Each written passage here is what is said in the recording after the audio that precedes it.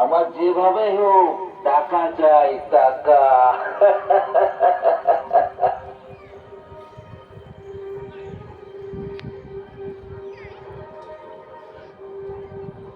এই তো পাইছি।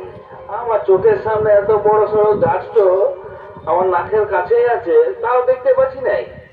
আজ বদলায় নিব। দাঁড়াও, দয়া করে এই কুঠার তুমি রেখে দাও। আমাদের বাঁচতে দাও, আমাদের বাঁচতে দাও। তোমরা মানুষেরা এত নিষ্ঠুর, এত স্বার্থপর।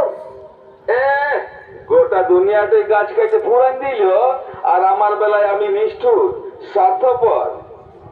এই গাছগুলা কাটব, তারপরে বিক্রি করব, আর বিক্রি করে আমার অনেক টাকা হবে, ঘর হবে, বাড়ি হবে।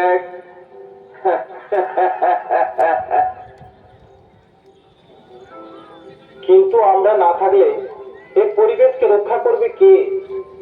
আর পরিবেশ না থাকলে তোমাদের সাধের পৃথিবী যে একেবারে ধ্বংস হয়ে যাবে। কিন্তু আমার মালিক বলল এই জঙ্গলটা পুরা কেটে সাফ করতে হবে, তারপর এই জায়গাটার উপরে কারখানা হবে, আর তারপর তোমার কথা কে শুনবে? আর এই জঙ্গলটা থাইকে কি লাভ? আর কলকারখানা হইলেই তো টাকা। এই টাকা, ধন, সম্পত্তি নিয়ে করবে কি? এইভাবে যদি অনুকূল পরিবেশকে প্রতিনিয়ত ধ্বংস করতে থাকো, তবে দেখবে একদিন না থাকবে তোমরা, না থাকবে তোমাদের এই স্বপ্নের পৃথিবী। তাই এখনো সাবধান হয়ে যাও, বন্ধ করো তোমাদের এই ধ্বংসলীলা। কিন্তু আমাদের তো গাছের দরকার আছে, না হলে কাঠের জোগাড় দুবই বা কিসে?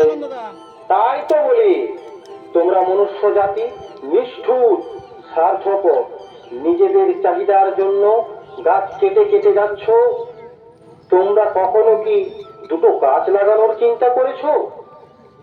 তোমার শরীর যে নিঃশ্বাস বইছে সে তো আমাদেরই দান।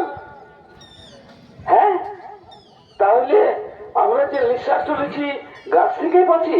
শুধু কি তাই, তোমরা প্রাণীকুল যা খাচ্ছ, যা করছো, গ্রামে বাসে চড়ছো, কত পশু পাখি আমাদের গাছের ছায়ায় আশ্রয় নিচ্ছে, সব তো আমাদেরই অবদান।